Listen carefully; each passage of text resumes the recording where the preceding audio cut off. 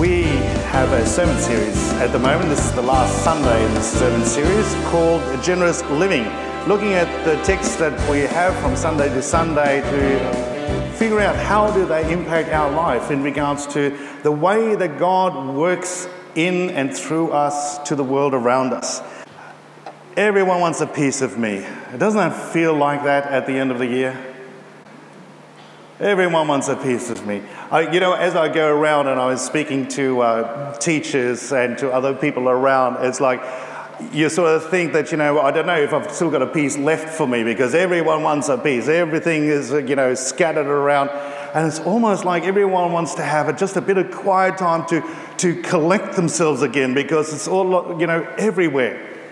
And sometimes our life is a bit like that, scattered everywhere. And when you're thinking about a generous living, it's like, how can I be generous? I've been giving and everyone wants a piece of me and it's out there. And I feel stressed. I feel wasted. I feel spent. So the idea of a generous living when you look at real life, sometimes, that's fanciful ideas. But Pastor, my life is a bit like this. And then when you explore, what is our life really like when we have to give of ourselves and everyone has a demand on our time? Isn't it interesting that as a person, you have all sorts of different hats on? And each one of those actually describes something of, yet again, another group of people who want something from you. You can put your dad hat on, and your home life wants you. For this, for that, for whatever it is. You can put your work hat on and then you come to work and they want this, that and the other. Even when you go and put your good hat on, that you sort of think, I'm going to do something nice to go and take my wife shopping and I'll put my little, hat on to just walk along. And then, you realise that, yes, I've got to go here and I've got to go there and I've got to be nice about all of the clothes shopping that goes on. Who can understand that? The guys, it's like, you put that smile on your face as you walk along with them saying, yet another dress that we're going to have a look at. So there is something else about how we kind of try to manage our way through this life that everyone wants a piece of me. But in real life, there's something very interesting about how we engage it in terms of saying, what's worth it about it all? Because the reason why we give it is because we say it's worth it. You'll see that in many ways our life is very much like user pays. And sometimes the people who use most of these things, they don't realise that someone has to pay. So it's not just even about the user pays, but we have all sorts of ways in which our life is filled with wonderful stuff, filled with good stuff, filled with all sorts of things that are there on the offering. And when you think about how each one of those is offered to us, there's also a cost involved. These people have done lots of preparation, lots of work up to that point. Think about, for instance, concerts or theatres. And then you go there. You wouldn't sort of think, look, the bottom line there, they only do it because they want my money. No, they do it because there's a passion. There's a skill. There's something that they want to share. But also in recognition, do you think that's worth it? And therefore we have this idea of a ticket. Now, what about the game? When you go down, I'm waiting for football to come back because I know there's cricket season and some of us are cricket people. Who are the cricket people? And others are the AFL, the football. Who are those? Come join with me. Oh, that's it. And the thing is that, you're waiting for the game to finish. If you like, you have this invitation to go to the Gabba, one of the stadiums or something like that. And you're there cheering on. You wouldn't be out there at the ticket office saying, there you go, they just want my money. But the thing is that we say that's worth it. There's worth to what they're doing. Even when you think about it, you just take your mind to this. There are a couple of guys who are just running up and down a field chasing pig bladder that used to be, blow it up and kicking it around and trying to get it through some wooden poles. Now think about it. And we pay money to go and see that. In actual fact, I heard on the news, we pay someone in the United States who just holds a bit of a club and hits those little small balls called baseball $352 million just for one guy. It's just been signed up. $352 million for one guy. This is not a team, this is one guy. This is not anything where you sort of think, is it worth it? Obviously, they think this guy is so worth it that you have this insane figure in regards to the fact that this guy's swing is so worth it. Interesting. I wonder if they thought, oh, he just does it for the money. Well, I guess, yeah, if you're doing it for the money like that, yeah, you would say it's for money. What about the people who give you the cups of coffee? The baristas, Starbucks, a coffee club, and it's like, all of their wonderful way in that they serve you and everything else, and it's, oh, they're just doing it for the money. Or are we saying, thank you very much for that cup of coffee, and we actually have a bit of a worth on what that is? Do you realise that when you go in different places, they have a different kind of a worth? I remember 10 years ago, or way beyond that, when the exchange rate was different in Australia to Europe. And here, a cup of coffee you could get for $1. It was just, yeah, it's fine. You go to Germany and we had to pay 5 marks, and I just nearly fell off when I had to pay 5 marks for a cup of coffee. Then much later on, as you can tell, was it already euros or marks? I don't know, it's a long time ago. When we just recently went over there, and here you go to Starbucks, and how much does it cost you?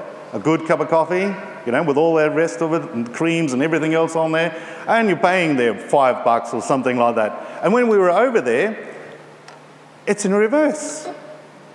Now you're only paying €1 over there in terms of the coffees that you can get. And so we're thinking, wow, in just a matter of decades, everything changes around. And so the worth that we put on there seems to fluctuate up and down. So it's not just something that's static. Apple, Target, Woolworths, everything that you go through, you see that there's something about, this is the value that we're putting onto this. Even though phone calls, when you're saying life service are on there, wanting to have a donation, or the Heart Foundation, they're saying, is this something worth it for you to help us to get this done? So when we're talking about generous living, most of us, first of all, think about, oh, it's about the money that they want. Or is it really? Is it something else? Job tells us something. Job is the oldest book in the Bible. In the first chapter there we read, "The Lord giveth and the Lord taketh away. Blessed be the name of the Lord." In other words, there's an ebb and flow of everything. The experiences of life every day. There are things that happen to us that bless us, and things that are parting from us that move beyond us. Many times we experience that, say for instance, in one job that comes our way, and then, the job disappears and nothing else is happening. So we know that the ebb and flow of life touches all sorts of aspects of our experience, your experience. Sometimes we can even talk about that as timing. Do you know how many times when I'm visiting around and driving, and you have these near misses? I'm talking about, just that fraction of a time. When you're coming into a car park and someone else is coming out, and you know that if it was just a couple of seconds different, we would have had a ding. The Lord giveth and the Lord taketh away means also sometimes, and the God who protects you, because He's given you something, He's going to make sure it stays with you and is not taken away. Have a look at Deuteronomy. This one's repeated again in the New Testament as well in 1 Corinthians. Give as the Lord has prospered you, as you are able.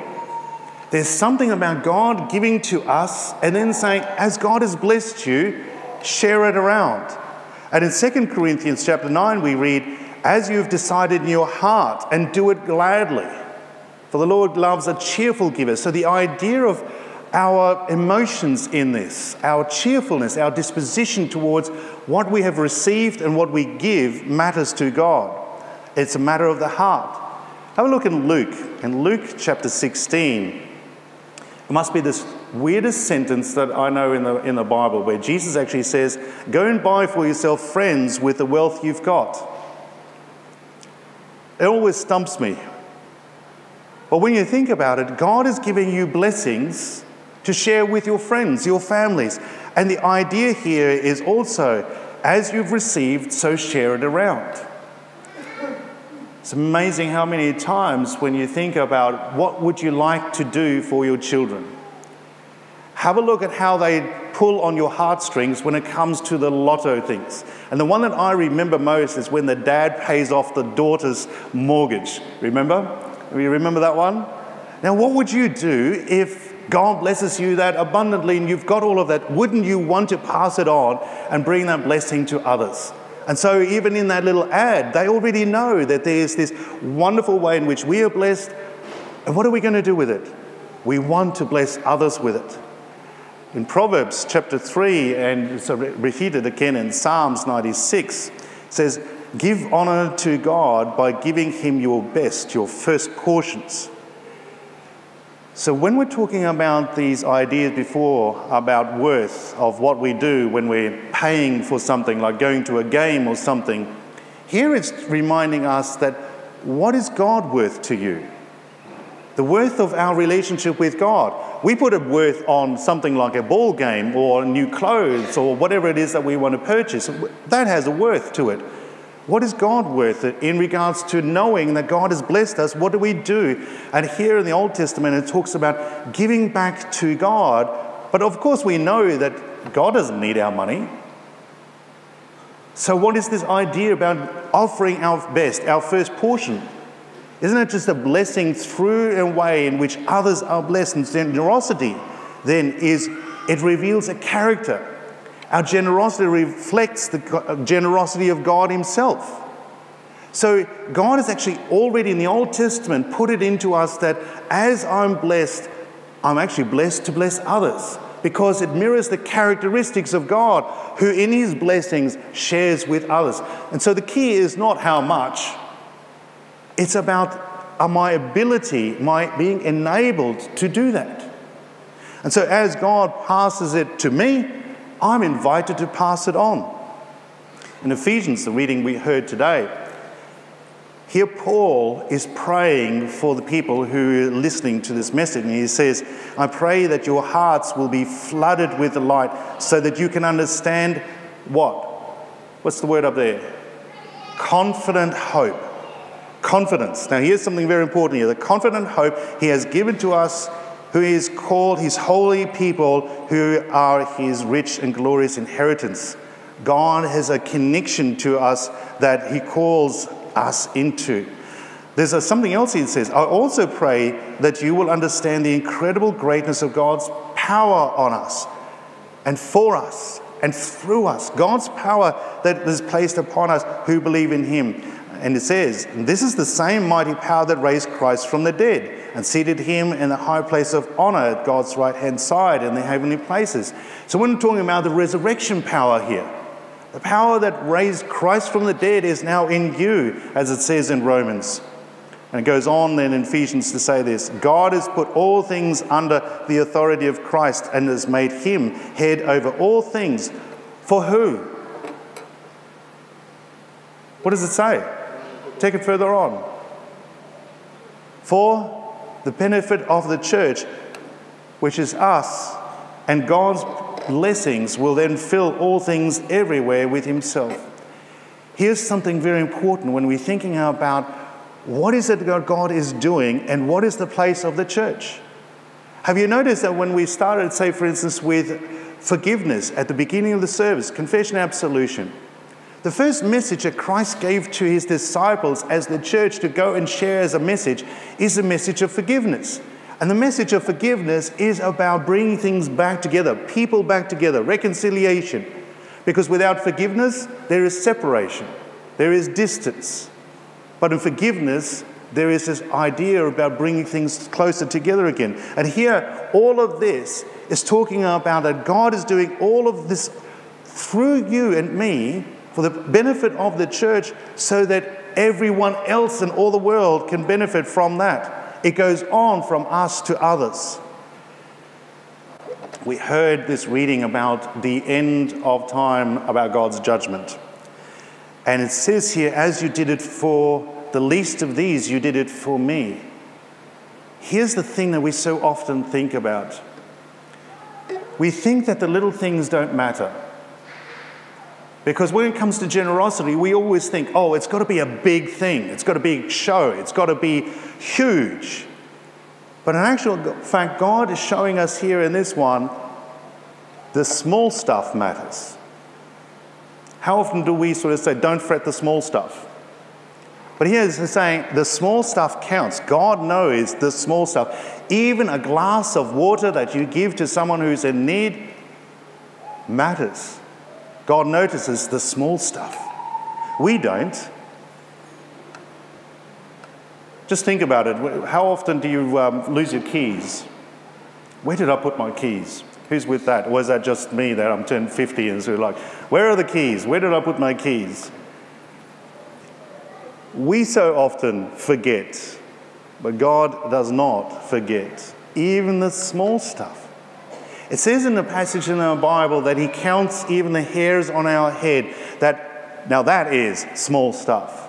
I don't know if anybody else who's sort of like gone around and sort of said, okay, come over here, I just want to figure out how many hairs you've got. I don't know if I would get through it. I don't know if I'd have the patience to get through it. God knows you so well that he even knows the numbers of your hair. That to me is saying something. It's not the fact that he's probably gone through there. It's saying the smallest detail of your life counts for God. Even the things that you don't think about. So when we're thinking about what is this generous life all about, this generosity of living, it's about the fact that God has given you something special to do every day, of how he blesses us in so many ways to pass it on to someone else and make their day.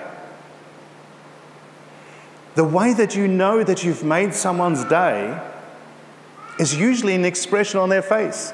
When someone who is so thirsty, can you just imagine, they're going through the desert, they're parched, and you give them a glass of water, what's their usual reaction? Oh, thank you, and a big smile on their face. I have this little clip. I showed it to my kids. I haven't got it here because I've just seen it. Of this guy who in, not obviously Australia, in a faraway place, was given a present by his parents. So he has this present box, he opens it, and inside is a banana. And he is just so over the top of getting this banana, and he smells it, and he's sort of like, almost like, he has it on his cheeks and stuff. And then he eats it, and he gives his parents high fives over a banana. We live in such affluence that we look at that and we think, well, what's his problem? Why are you so happy over a banana? I looked at that clip and I remembered something from my childhood when my mum told me about the first time that she had a banana after the war, after they had nothing and they tried to survive from day to day. And then when things started to move more and more into, oh, now we can have something that is a little bit exotic. And my grandmother bought for my mum a banana. Just imagine in terms of the fact of, what does that mean for us who have so much of an abundance that we go into our shopping centres and we see the spread, and the spread is so big that so much of it is thrown away. But God is saying, focus on the small stuff because it matters. Focus on what happens in the home because it matters. Focus your faith in the real life stuff of everyday living. And that is why the last slide is that God has given us this wonderful gift of a partnership in the gospel. The gospel actually means good news. A partnership for us to be good news to one another. And when I think about here now we're coming towards Christmas, Advent Christmas. And so much of it is focused just on, gift giving and everything else like that. How about we look at the next year? And this is in the church year, the last Sunday in the church year. So now we're moving into Advent, the preparation for Christmas, and moving into all of that which unfolds for the next year. What if we thought about the idea that God has established a partnership with me with you through his Holy Spirit, the gift he has implanted in you, to bless those people around you. And for us to start realizing that we're actually sent by God to be a blessing. To every day think about, what can I do for someone? Almost think like Target. You know how they have that bullseye thing, the little circles? Just imagine everyone has got a target on them that you are allowed to do something for them to bless them. And at the end of everything, we sort of wonder, well, I don't know if I did anything.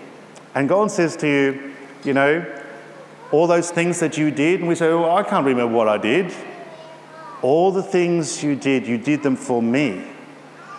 The least of these things that you've done for those, you've did it for me. So the idea of why should we pass this on to someone else is because as we are doing so, we are interacting with Christ who's already in the other person. He's gone ahead after having blessed us to already be in the next person to receive that which God wants you to pass on and bless them. Why do we do it? Because Christ is in that person next to you. Christ is in you. Christ is in your home. Christ is wherever you will go from here into your workspace and the people that you meet. So what you have done, you've done it for Christ. And that is never forgotten. That is an investment into eternity. God will remember and saying, do you know all those things you did? He said, I don't know. All those things I remember that you did, you've done them for me. Why? Because I was that other person that you helped. I was that person that you gave that glass of water. I was that person that you did something for them and you put a smile on their face, and that allowed my blessings to flow into other people's lives. So we can dam it up. We can say it's just about me. Or we can say it's not about me. It's about what God has given to me so I can pass it on to you. This wonderful gift God has given to us as a blessing, partners in good news.